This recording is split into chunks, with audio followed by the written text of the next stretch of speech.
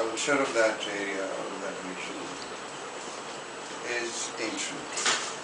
Part of the culture is apart from techniques of cooking or weaving or pottery making, is also building. So the shapes and forms which become part of when you say that this is Japanese architecture, why do you say it is Japanese architecture?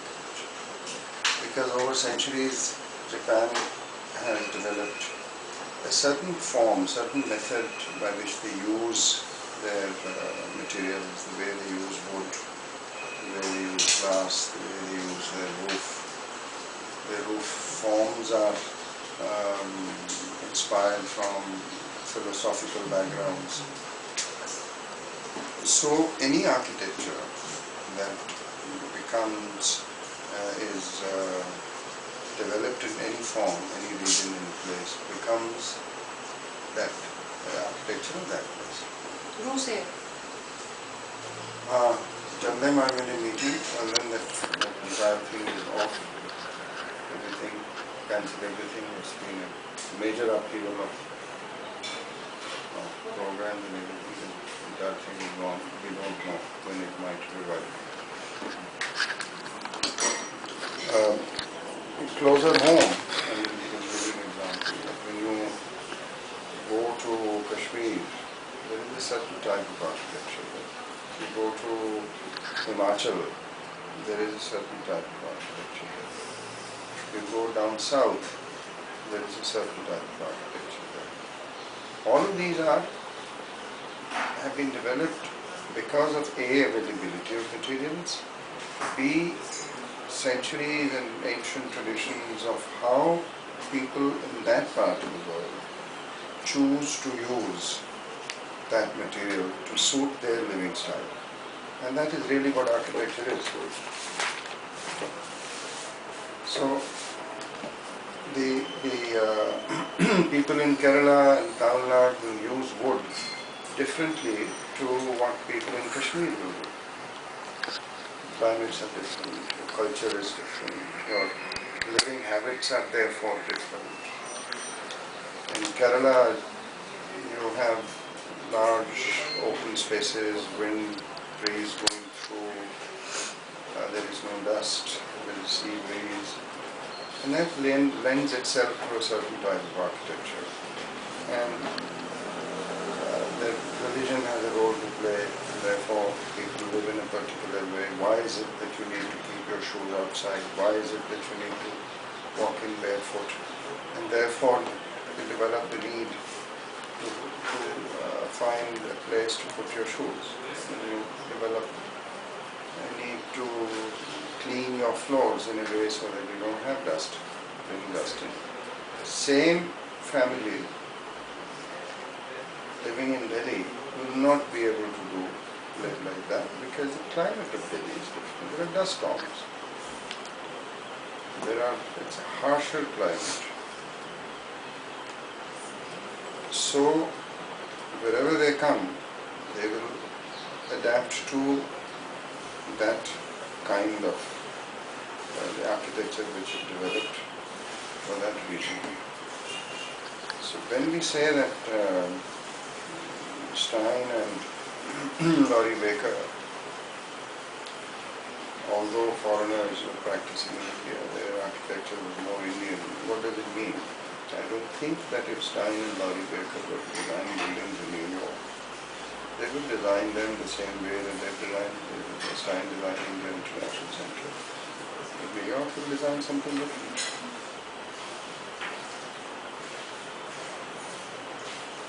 So again, why is it that India International Center is India Habitat Center is such an iconic building? Because it relates to the environment.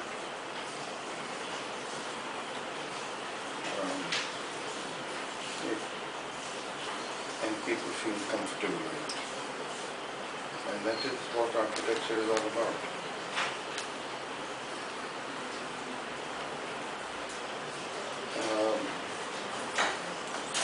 We talk about Luckian's Delhi.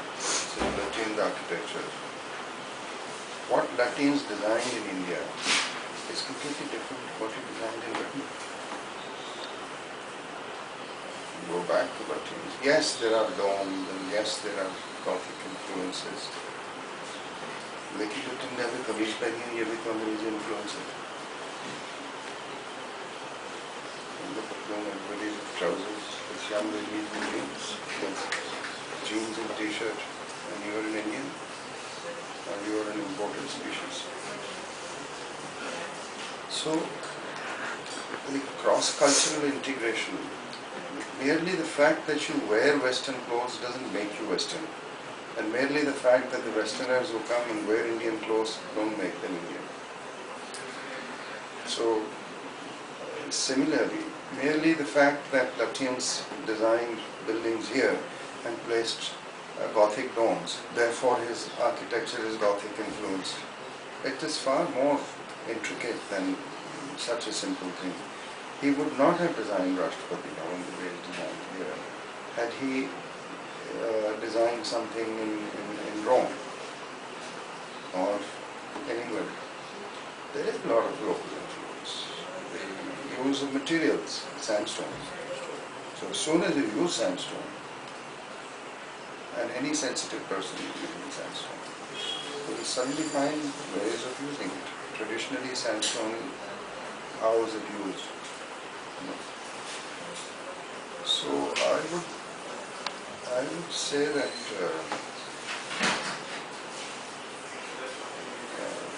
you shouldn't have such a low opinion of Indian architecture. Hindustan में सारा कुछ imported ही है, कभी हमने किया ही नहीं. It is not true. Temples in South India are marvels. Entire Buddhist architecture is incredible. The Persian craftsmen, when they came here, brought with them skills. But can you find examples in Persia of what the Persians did in India?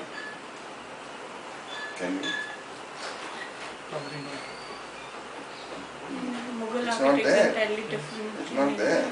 Why? Because what they did in India was entirely Indian. They were skilled people that they knew. So it was a response to the climate, it's a response to the culture, it's a response to the materials that they had here. And it got refined. वैसे तो you can say that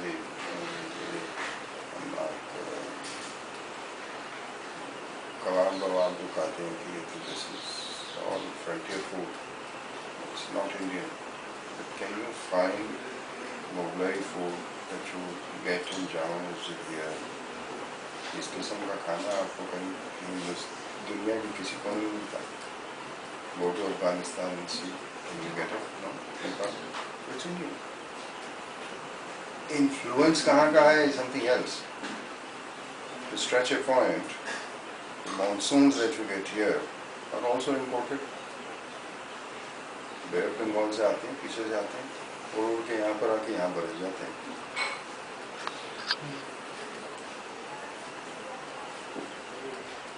So I think there are influences. When you read a book, there is an influence.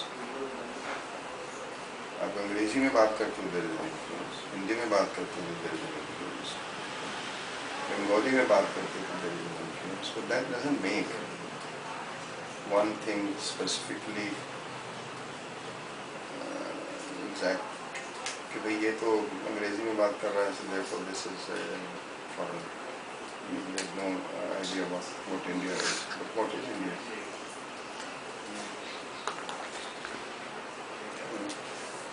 So, building techniques, if you look into that, you see the village में चले जाओ, राजस्थान की building techniques, ये कहाँ की है? Totally indigenous.